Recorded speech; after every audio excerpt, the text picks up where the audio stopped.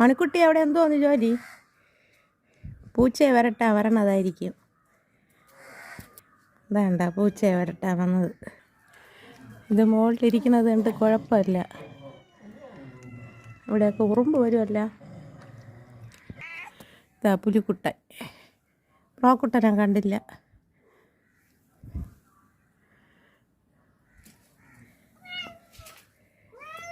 തറയിൽ വീണ്. ഇറങ്ങിയിട്, വേണമെങ്കിൽ ഇറങ്ങിയിട്. മണിക്കുട്ടിയെ പേടി, ഞാൻ എടുത്തു തരാം.